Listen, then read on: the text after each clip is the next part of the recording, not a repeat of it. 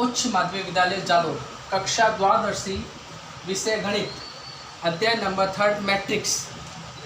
आज अपन बात करेंगे भाग 4 यानी कालांश 4 के अंदर मैट्रिक्स के अंदर अपने को आज क्या देखना है। इधर देखिए 3 भाग तक अपने नेक्स्ट कालांश के अंदर भाग फर्स्ट, भाग सेकंड, भाग थर्ड के अंदर मैट्रिक्स के बारे में अपने कुछ बातें की थी टॉपिक के बारे में। आज अपने को अपनी 4th कालांश के अंदर यानी भाग 4 के अंदर आज अपने को मैट्रिक्स के प्रकार के बारे में अपने को पढ़ना है। यानी अपने जो शिक्षण बिंदु थे वो इस तरह से थे। आज की अपने कालांश के अंदर शिक्षण बिंदु यानी शिक्षण बिंदु के अंदर फर्स्ट है मैट्रिक्स के प्रकार। कुछ भाग 3rd के अंदर अपने मैट्रिक्स के प्रकार पढ़ दिए थे। आज अपन भाग 4 के अंदर मैट्रिक्स के प्रकार के अंदर कुछ मैट्रिक्स और प्रकार बाकी रह गए थे, उनका अपन अध्ययन करेंगे। इसी तरह से मैट्रिक्स के गुण धर्म यानी मैट्रिक्स के अंदर क्या इसके अंदर गुण होते हैं यानी मैट्रिक्स के गुण धर्म एग्जाम के अंदर इसी के ऊपर क्वेश्चन पूछा जाता है। सबसे पहले अपन सभी मैट्रिक्स का अपने को ज्ञान होना चाहिए कि मैट्रिक्स कौन किस किस रूप में हो सकती है यानी टाइप ऑफ मैट्रिक्स। दूसरा, मैट्रिक्स के अंदर क्या क्या गुण धर्म होते हैं जो अपने को एक्सरसाइज एग्जाम के अंदर क्वेश्चन इसका एक्सरसाइज में से पूछा जाता है। यानी किसी टाइप के मैट्रिक्स के अंदर अपने बहुत से गुण धर्म के बारे में भी बात करेंगे। तो आज अपने 2 टॉपिक शिक्षण बिंदु के अकॉर्डिंग अपने नेक्स्ट टॉपिक की ओर आगे बढ़ते हैं। मैट्रिक्स के प्रकार। मैट्रिक्स के प्रकार, मैट्रिक्स के प्रकार के अंदर तीसरे कालांश के अकॉर्डिंग यानी भाग 3rd के अंदर अपने 5 मैट्रिक्स के बारे में बात कर ली थी। पंक्ति मैट्रिक्स क्या होता है, स्तंभ मैट्रिक्स क्या होता है, वर्ग मैट्रिक्स क्या होता है, इकाई मैट्रिक्स क्या होता है, शून्य मैट्रिक्स क्या होता है। इसी के अकॉर्डिंग आज नेक्स्ट अपन मैट्रिक्स के बारे में बात करेंगे, टाइप ऑफ मैट्रिक्स, जिसके अंदर इस मैट्रिक्स का नाम है विकर्ण मैट्रिक्स। यानी विकर्ण मैट्रिक्स क्या होता है जिसको बोलते हैं डायगोनल मैट्रिक्स। तो आज विकर्ण मैट्रिक्स के बारे में अपन बात करेंगे। विकर्ण मैट्रिक्स क्या होता है तो देख लीजिए इधर विकर्ण मैट्रिक्स ऐसी मैट्रिक्स जिसमें मुख्य विकर्ण के अवयव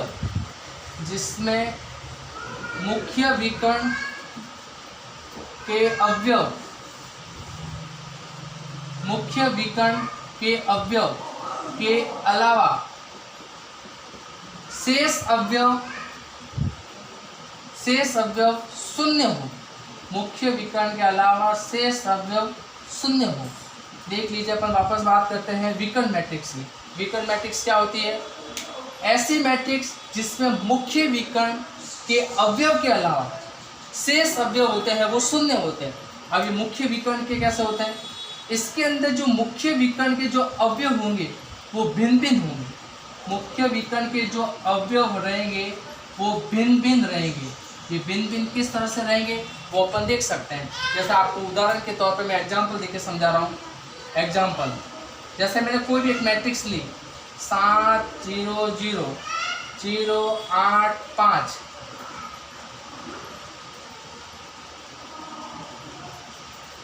3 2 5 यानी आप बात करेंगे अपन विकर्ण मैट्रिक्स की। तो विकर्ण मैट्रिक्स क्या होती है?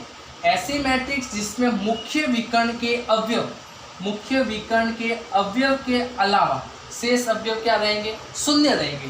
तो मुख्य विकर्ण के अवयव अपने को दिखाई दे रहे हैं, ये मुख्य विकर्ण के अवयव, बाकी शेष अवयव क्या है? शून्य। अब यहाँ बात करते हैं मुख्य विकर्ण के अवयव रहेंगे वो कैसे कैसे रहेंगे? भिन्न भिन्न। अगर मुख्य विकर्ण के अवयव समान है तो वो भी एक तरह की मैट्रिक्स होती है, वो अपन नेक्स्ट मैट्रिक्स में बात करेंगे। अपने यहाँ मैट्रिक्स सिंपल है, इसमें ये समझना है कि विकर्ण मैट्रिक्स क्या होता है। तो जो मुख्य विकर्ण के जो अवयव इसके अलावा जो शेष अवयव रहेंगे वो शून्य रहेंगे और जो मुख्य विकर्ण होंगे वो अवयव भिन्न भिन्न रहेंगे। अगर जैसे उदाहरण के तौर पर अपन वहाँ देख सकते हैं 7 0 0 8, तो ये जो मुख्य विकर्ण के जो अवयव होंगे वो भिन्न भिन्न रहेंगे यानी अलग अलग रहेंगे और बाकी के जो शेष अवयव रहेंगे वो क्या रहेंगे? शून्य। ऐसी मैट्रिक्स कौन सी कहलाती है? विकर्ण मैट्रिक्स, जिसको अपन डायगोनल भी बोलते हैं। इसी तरह नेक्स्ट मैट्रिक्स की बात करता हूँ मैं, अदिश मैट्रिक्स। कौन सी मैट्रिक्स? अदिश, जिसको बोला जाता है स्केलर। स्केलर मैट्रिक्स क्या होती है, तो अपन आगे बात करते हैं अदिश मैट्रिक्स। अब ये किस तरह की मैट्रिक्स होती है इसके बारे में भी अपन बात करते हैं।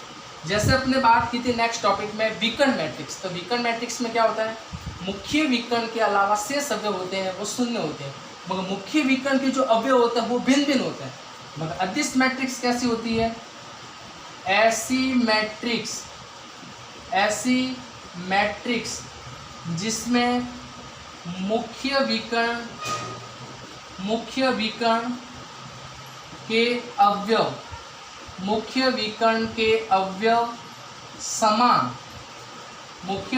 के अवयव समान, और शेष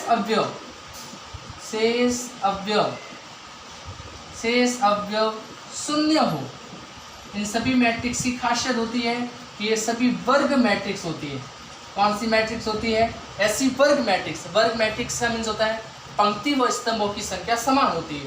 पहले अपने बात की थी विकर्ण मैट्रिक्स। विकर्ण मैट्रिक्स के अंदर भी ये का ही प्रोसेस था, वही वर्ग मैट्रिक्स होती थी, मगर इसके अंदर जो मुख्य विकर्ण के जो अवयव होते थे वो भिन्न भिन्न होते थे।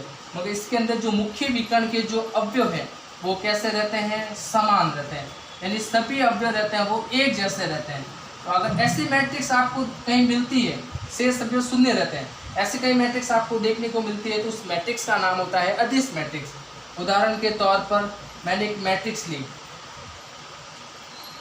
7 0 0 0 7 0 0 0 7, तो इसके अंदर जो मुख्य विकर्ण के जो अवयव होंगे वो क्या कहलाएंगे, समान। इसको अपन बोलते हैं मुख्य विकर्ण। अगर मुख्य विकर्ण के अवयव अलग अलग होते तो इस मैट्रिक्स को बोलता मैं विकर्ण मैट्रिक्स। अगर मुख्य विकर्ण के अवयव समान है तो ऐसी मैट्रिक्स को बोलते हैं अपन अदिश मैट्रिक्स। अब यहाँ बात आती है कि सर यहाँ अपने इकाई मैट्रिक्स भी पढ़ा था। इकाई मैट्रिक्स में 1 0 0 0 1 0 0 0 1, तो एक बार अपन देख सकते हैं कि ऐसी मैट्रिक्स के बारे में अपने बात की थी। तो सर इसको तो अपन इकाई मैट्रिक्स बोलते हैं, इसमें सभी अवयव समान है तो इसको अदिश मैट्रिक्स बोलते हैं। तो जहाँ पर अगर मुख्य विकर्ण के अवयव अगर एक हो तो इसको बोलते हैं इकाई मैट्रिक्स, और इकाई मैट्रिक्स को अदिश मैट्रिक्स भी कहा जा सकता है। यानी एक इकाई जो मैट्रिक्स होती है वो अदिश मैट्रिक्स का रूप ही है, क्योंकि अदिश मैट्रिक्स का मतलब होता है कि जो मुख्य विकर्ण के जो अवयव होते हैं वो होते हैं समान, और बाकी शेष अवयव क्या रहेंगे, 0। अगर एक है तो वो कौन सी मैट्रिक्स कहलाएगी, इकाई। अब एक की जगह अगर 2 आ गया, 3 आ गया, तो भी वो मैट्रिक्स कौन सी कहलाएगी, अदिश मैट्रिक्स। तो अपन ये कह सकते हैं कि इकाई मैट्रिक्स भी कैसी मैट्रिक्स हो सकती है, अदिश मैट्रिक्स हो सकती है। तो अगले पॉइंट के अंदर अपन स्टार बना के लिख सकते हैं कि इकाई मैट्रिक्स अदिश मैट्रिक्स का रूप है। अदिश मैट्रिक्स का रूप है। तो ये अपने पास एक कौन सी सातवीं मैट्रिक्स थी, अदिश मैट्रिक्स। तो अपने कुछ मैट्रिक्स के प्रकार के बारे में पढ़ रहे हैं, जिसके अंदर अपने को अलग अलग टाइप की मैट्रिक्स देखने को मिल रही है। पंक्ति मैट्रिक्स क्या होती है, स्तंभ मैट्रिक्स क्या होती है, इकाई मैट्रिक्स क्या होती है, शून्य मैट्रिक्स क्या होती है, विकर्ण मैट्रिक्स क्या होती है, अदिश मैट्रिक्स क्या होती है। इसी तरह से आगे अपन बात करते हैं नेक्स्ट मैट्रिक्स की, त्रिभुजाकार मैट्रिक्स। मैं अगली मैट्रिक्स की बात करूंगा 8वीं, त्रिभुजाकार मैट्रिक्स। अब ये त्रिभुजाकार मैट्रिक्स क्या होते हैं इसके बारे में भी बात करते हैं। त्रिभुजाकार मैट्रिक्स, अब ये जो मैट्रिक्स होती है वो 2 टाइप की होती है त्रिभुजाकार मैट्रिक्स। एक तो होता है ऊपरी त्रिभुजाकार मैट्रिक्स, एक होता है निचली त्रिभुजाकार मैट्रिक्स। 2 अपने को यह मैट्रिक्स देखने को मिलती है, ऊपरी त्रिभुजाकार और एक होती है निचली त्रिभुजाकार। ये भी एक मैट्रिक्स के रूप है। अब इसके अंदर कैसे पता करेंगे ऊपरी और निचली त्रिभुजाकार मैट्रिक्स है, तो इसका भी मैं बता देता हूँ कि ऊपरी त्रिभुजाकार मैट्रिक्स कैसी होती है। तो ऐसी मैट्रिक्स या वही वर्ग मैट्रिक्स, यानी पंक्ति व स्तंभों की संख्या समान, ऐसी वर्ग मैट्रिक्स जिसमें मुख्य विकर्ण के नीचे की ओर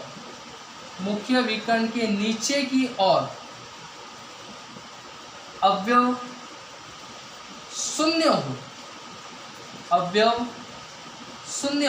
मुख्य विकर्ण के नीचे की ओर अवयव शून्य हो। कैसे मुख्य विकर्ण के अवयव, तो उदाहरण के तौर पर अपन देख सकते हैं, वापस देख लीजिए ऊपरी त्रिभुजाकार मैट्रिक्स क्या होती है। तो ऐसी वर्ग मैट्रिक्स जिसमें मुख्य विकर्ण के नीचे की ओर अवयव क्या हो, शून्य हो। तो नीचे की ओर कैसे अवयव शून्य होते हैं, 1 2 3 0। जैसा आप देख सकते हैं ये क्या कहलाता है, मुख्य विकर्ण। और मुख्य विकर्ण की नीचे की ओर क्या होता है, अवयव शून्य होता है। जैसा आप एक और मैट्रिक्स देख सकते हैं, 1 2 3 4 5 1 0 1 0 1 0 7। आप ये मैट्रिक्स भी दे सकते हैं। इसको अपन बोलते हैं मुख्य विकर्ण। और मुख्य विकर्ण के अलावा जो नीचे की ओर होते हैं वो सभी अवयव क्या कहलाते हैं, शून्य कहलाते हैं।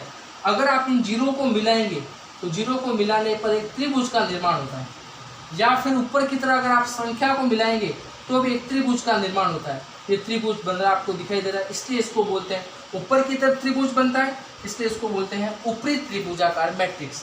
वापस देख लीजिए त्रिभुजाकार मैट्रिक्स। तो त्रिभुजाकार जो मैट्रिक्स होते हैं वो दो प्रकार के होती है, एक तो होती है ऊपरी त्रिभुजाकार मैट्रिक्स, एक होती है निचली त्रिभुजाकार मैट्रिक्स। तो सबसे पहले अपन बात करेंगे ऊपरी त्रिभुजाकार मैट्रिक्स क्या होती है। तो ऐसी मैट्रिक्स जिसमें मुख्य विकर्ण कि जो नीचे की ओर जो अवयव होंगे वो सभी होंगे शून्य, यानी आप उदाहरण के तौर पर देख सकते हैं। इसी तरह मैं बात करता हूँ निचली त्रिभुजाकार मैट्रिक्स। अब ये मैट्रिक्स कैसी होती है, तो ये भी देख लीजिए, ऐसी वर्ग मैट्रिक्स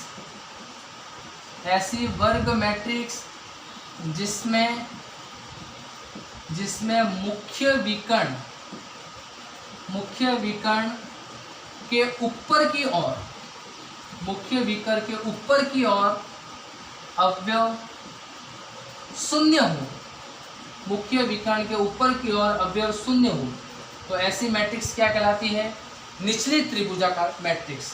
उदाहरण के तौर पर अपन देख सकते हैं जस्ट इसका उल्टा, अगर ऊपरी पूछे तो नीचे की ओर अवयव शून्य होंगे, अगर निचली त्रिभुजाकार पूछे तो ऊपर की ओर अवयव क्या रहेंगे, शून्य। इसका भी अपन उदाहरण के तौर पर देख सकते हैं 1 7 8 0। आप देख सकते हैं ये मुख्य विकर्ण कहलाता है, और मुख्य विकर्ण के ऊपर की ओर, ये ऊपर की ओर अवयव क्या होता है, शून्य।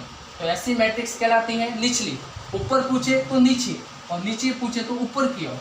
जैसे एक मैट्रिक्स और लेता हूँ, 1 7 8 5 3 0 2 0 0।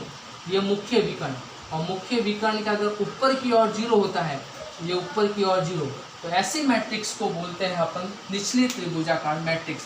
तो आज अपने कुछ मैट्रिक्स के बारे में बात की थी, जिसके अंदर कुछ इंपॉर्टेंट मैट्रिक्स अपने को देखने को मिली। विकर्ण मैट्रिक्स क्या होता है, अदिश मैट्रिक्स क्या होता है, इसी तरह से एक मैट्रिक्स आते हैं त्रिभुजाकार मैट्रिक्स, ऊपरी त्रिभुजाकार और निचली त्रिभुजाकार मैट्रिक्स। तो अपने को मैट्रिक्स की बहुत सी मैट्रिक्स के बारे में पढ़ा, पंक्ति मैट्रिक्स, स्तंभ मैट्रिक्स। तो अपन को क्वेश्चन देखकर सबसे पहले मैट्रिक्स की पहचान करनी है कि मैट्रिक्स का कौन सा रूप है, वर्ग मैट्रिक्स है, अदिश मैट्रिक्स है, या विकर्ण मैट्रिक्स है, या त्रिभुजाकार मैट्रिक्स है। तो सबसे पहले अगर अपन को मैट्रिक्स का ज्ञान है, मैट्रिक्स के प्रकार अगर आपने एक अच्छी तरह से पढ़ रखे हैं, उदाहरण के तौर पर अगर आपने अभ्यास कर रखा है, तो आपको देखते सीधा पता चल जाएगा कि मैट्रिक्स का कौन सा रूप है। सबसे पहले अपन को ये पता होना जरूरी है। आगे अपनी नेक्स्ट टॉपिक के अंदर अपन बात करेंगे कि मैट्रिक्स के गुणधर्म। नेक्स्ट टॉपिक में अपन बात करेंगे मैट्रिक्स के गुणधर्म, यानी मैट्रिक्स के अंदर क्या गुण होने चाहिए, मैट्रिक्स के गुणधर्म यानी properties of matrix. Properties of matrices या मैट्रिक्स भी बोलते हैं। देखते हैं इधर आगे। अब मैट्रिक्स के गुणधर्म, सबसे पहले मैं इंपॉर्टेंट, ये टॉपिक आपका इंपॉर्टेंट, एग्जाम के अंदर जो क्वेश्चन पूछा जाता है वो मैट्रिक्स गुणधर्म में से पूछा जाता है, जो अपन एक्सरसाइज 3.2 के अंदर इसका अध्ययन करेंगे। जैसे मैं सबसे पहले मैट्रिक्स के अंदर पहला गुणधर्म देता हूँ, परिवर्त मैट्रिक्स। कौन सी मैट्रिक्स की बात करते हैं अपन, सबसे पहले परिवर्त मैट्रिक्स, जिसको इंग्लिश में बोलते हैं ट्रांसपोज। तो इस तरह से transpose of matrix, transpose of matrix. ये ट्रांसपोज क्या होता है इसके बारे में थोड़ा सा अपन बात करते हैं। ट्रांसपोज ऑफ मैट्रिक्स यानी परिवर्त मैट्रिक्स को ए की पावर ट्रांसपोज या ए डैश भी कहते हैं। पुरानी बुक के अंदर इस सिंबल को ए डैश, अभी जो बुक चल रही है उस पर ए डैश लिखा हुआ है, पुरानी जो बुक थी उसमें ए ट्रांसपोज लिखा हुआ है, मगर दोनों का मीन एक ही है। सबसे पहले बात करते हैं कि परिवर्त मैट्रिक्स होती क्या है। सबसे पहले बात की थी कि मैट्रिक्स जो होते हैं वो अलग अलग टाइप के होते हैं, यानी मैट्रिक्स के अंदर कुछ प्रकार पड़े थे, टाइप ऑफ मैट्रिक्स। अपना आज का इस सारांश यानी भाग 4 के अंदर आज जो अपन पढ़ने जा रहे हैं वो मैट्रिक्स के गुणधर्म। अब ये मैट्रिक्स के गुणधर्म के अंदर सबसे पहला कि अपन मैट्रिक्स के अंदर कौन सा गुण होता है जिससे मैट्रिक्स के अंदर किसी तरह का कोई भी प्रभाव नहीं पड़ता। तो सबसे पहला अपन मैट्रिक्स देखेंगे परिवर्त मैट्रिक्स। अब ये परिवर्त मैट्रिक्स होता क्या है इसके बारे में थोड़ा सा अपन पढ़ लेते हैं। सबसे पहले बात करते हैं परिवर्त मैट्रिक्स क्या होती है। तो ऐसी मैट्रिक्स जिसमें पंक्ति को स्तंभ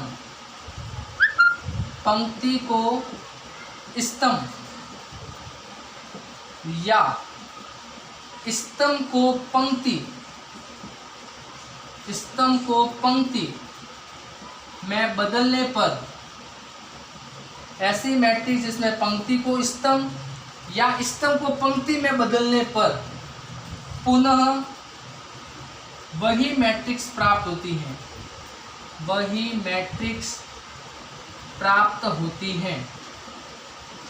प्राप्त होती हैं। परिवर्त मैट्रिक्स देख सकते हैं आप। ऐसी मैट्रिक्स जिसमें चाहे आप पंक्ति को स्तंभ में बदलो चाहे स्तंभ को पंक्ति में बदलो, तो जो प्राप्त मैट्रिक्स अपने को आंसर मिलेगा वो मूल मैट्रिक्स के लगभग समान होगा, यानी बराबर रहेगा। किस तरह से अपन इसको करके दे सकते हैं। एग्जाम के अंदर बहुत इंपॉर्टेंट क्वेश्चन है परिवर्त मैट्रिक्स का। क्वेश्चन एक्सरसाइज में 3.2 में ज़्यादा दिए हुए हैं, तो अपन को एक्सरसाइज के अंदर ये पूछे जा सकते हैं 3.2। तो अपन सबसे पहले बात करेंगे 3.2 के अंदर कुछ परिवर्त मैट्रिक्स से कुछ क्वेश्चन अपने को दे रखे हैं। तो सबसे पहले अपन को पढ़ना था परिवर्त मैट्रिक्स क्या होती है। एक बार वापस देख लीजिए, जिसको ट्रांसपोज ऑफ मैट्रिक्स भी बोलते हैं, इंग्लिश में परिवर्त को बोलते हैं ट्रांसपोज यानी बदलना। पंक्ति को स्तंभ में चाहे स्तंभ को पंक्ति में बदलो तो वो मूल मैट्रिक्स के समान आना चाहिए। तो कुछ आपको उदाहरण के तौर पर मैं समझा देता हूँ इसमें अपन को किस तरह से देखने को मिलता है ट्रांसपोज ऑफ मैट्रिक्स। जैसे मैंने उदाहरण लिया 1 2 -3 -3, मैंने एक मैट्रिक्स ले ली A बराबर। और जब इसका मैं ट्रांसपोज निकाले जाऊंगा, ये इसका मैंने ट्रांसपोज निकाला, ये ट्रांसपोज यानी पंक्ति को किस में बदलना है, स्तंभ में। मैं लिख देता हूँ पंक्ति को बदल रहा हूँ मैं स्तंभ में। ये पंक्ति को मैंने स्तंभ में बदल दिया, तो ये पहली पंक्ति को मैंने बदला स्तंभ में 1 -3। दूसरी पंक्ति को भी मैंने बदला स्तंभ में, ये दूसरी पंक्ति को भी मैंने स्तंभ में बदल दिया -3 2। तो आप देख सकते हैं कि वो मेरे को मूल मैट्रिक्स प्राप्त हो रही है। पंक्ति को मैंने किस में बदला, स्तंभ में। 1 -3 था तो इसको मैंने ऐसे ले लिया, -3 2 था तो इसको मैंने ऐसे ले लिया। मगर जब इसका मैंने ट्रांसपोज निकाला यानी परिवर्त मैट्रिक्स निकाला, तो देख लीजिए मूल मैट्रिक्स के समान ही आ रहा है, यानी वापस की वो मेरे को मैट्रिक्स प्राप्त हो रही है। 1 -3 2।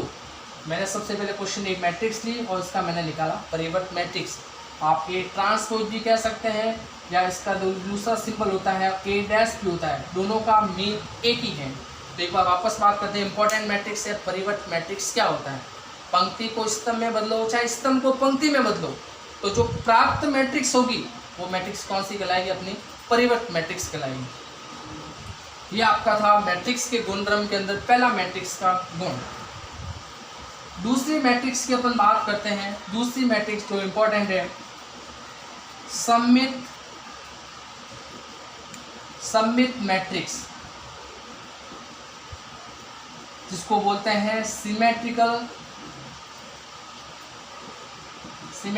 मैट्रिक्स। अब ये सममित मैट्रिक्स क्या होती है इसके बारे में अपन देख लेते हैं। सबसे पहले बात करेंगे मैट्रिक्स के गुणधर्म के अंदर परिवर्त मैट्रिक्स। दूसरा मैट्रिक्स का गुणधर्म है जिसका नाम है सममित मैट्रिक्स। तो क्या होती है इस मैट्रिक्स के बारे में अपन देख लेते हैं। ऐसी मैट्रिक्स जिसमें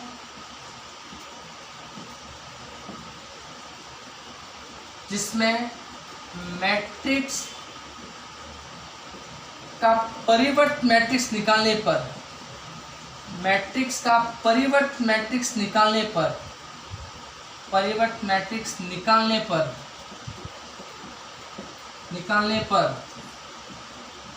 मैट्रिक्स समान प्राप्त हो, मैट्रिक्स समान प्राप्त हो, ऐसी मैट्रिक्स कहलाती हैं सममित मैट्रिक्स। एक बार वापस अपन बात करते हैं सममित मैट्रिक्स।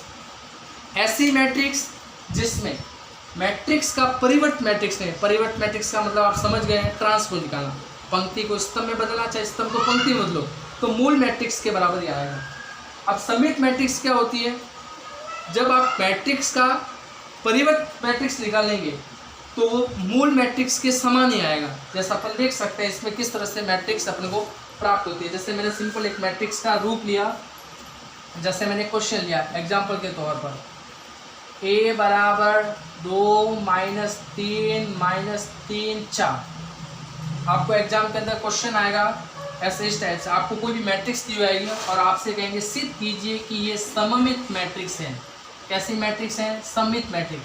तो सममित मैट्रिक्स का क्या प्रोसेस होता है कि जब आप मैट्रिक्स का परिवर्त मैट्रिक्स निकालेंगे, यानी जब उसका ट्रांसपोज निकालेंगे तो दोनों समान आना चाहिए। यानी शॉर्ट के अंदर इसको बोलते हैं a बराबर a ट्रांसपोज, दोनों मैट्रिक्स का मान है वो समान आना चाहिए। ऐसी मैट्रिक्स जिसमें मैट्रिक्स का परिवर्त मैट्रिक्स निकालने के बाद इसके समान अगर प्राप्त होता है, मैट्रिक्स के मूल मैट्रिक्स के पास समान प्राप्त होता है, तो ऐसी मैट्रिक्स कहलाती है सममित मैट्रिक्स। जैसे मैंने क्वेश्चन आपसे पूछा, सिद्ध कीजिए कि a बराबर मैट्रिक्स है, उसको सममित मैट्रिक्स बताना है। तो मैं क्या करूँगा, सबसे पहले मैं इसका ट्रांसपोज निकालूंगा। ये ट्रांसपोज निकालने का क्या तरीका होता है? पंक्ति को किस में बदल दो? स्तंभ में बदल दो। ये मैंने पंक्ति को स्तंभ में बदल दिया। पंक्ति को स्तंभ में बदलने के बाद सबसे पहले अपन को सममित मैट्रिक्स की पंक्ति को, क्वेश्चन आपको दे रखा है और इसका मैंने क्या निकाला? परिवर्त मैट्रिक्स। तो अपने पास सममित मैट्रिक्स क्या कहता है कि a और a ट्रांसपोज आना चाहिए, वो बराबर आना चाहिए। ये a बराबर a ट्रांसपोज, ये दोनों बराबर आना चाहिए। तो क्या बराबर आ रहे कि यार चेक कर लो। a का मान 2 -3 4 और मैंने इसका a ट्रांसपोज निकाला 2 -3 4। अगर दोनों बराबर आ जाते हैं लेफ्ट हैंड साइड और राइट हैंड साइड, तो अपन कहेंगे कि ये सममित मैट्रिक्स है। ये इसकी पहचान है सममित मैट्रिक्स की। a बराबर a ट्रांसपोज, तो अपन कहेंगे सममित मैट्रिक्स प्राप्त हुई, यानी सिद्ध है कि तो सममित मैट्रिक्स है। ये अपने मैट्रिक्स का दूसरा गुणधर्म। पहला गुणधर्म पड़ा परिवर्त मैट्रिक्स, यानी ट्रांसपोज कैसे निकालते हैं, पंक्ति को स्तंभ में बदलना, स्तंभ को पंक्ति में बदलना। दूसरा मैट्रिक्स होता है सममित मैट्रिक्स। किसी भी मैट्रिक्स का अगर आप ट्रांसपोज निकालते हैं, परिवर्त मैट्रिक्स निकालते हैं, तो दोनों का मान समान आना चाहिए, वो कहलाएगा आपका सममित मैट्रिक्स। यानी कहने का मतलब ऐसी मैट्रिक्स जिसमें मैट्रिक्स का परिवर्त मैट्रिक्स निकालने पर मूल मैट्रिक्स के समान प्राप्त होती है, यानी मैट्रिक्स समान प्राप्त हो, उसको बोलेंगे सममित मैट्रिक्स। तीसरे गुणधर्म की बात करते हैं जिसका नाम है विषम सममित मैट्रिक्स। तीसरी मैट्रिक्स का नाम है विषम सममित मैट्रिक्स। ये अपने पास मैट्रिक्स का तीसरा गुणधर्म आता है। विषम का मतलब होता है स्क्यू सिमेट्रिकल मैट्रिक्स। ये अपने तीसरे मैट्रिक्स की बात हो रही है, स्क्यू सिमेट्रिकल मैट्रिक्स। तो विषम सममित मैट्रिक्स क्या होता है, इसके बारे में भी अपन बात करते हैं। जैसे अपने सममित मैट्रिक्स पढ़ा, उसी तरह विषम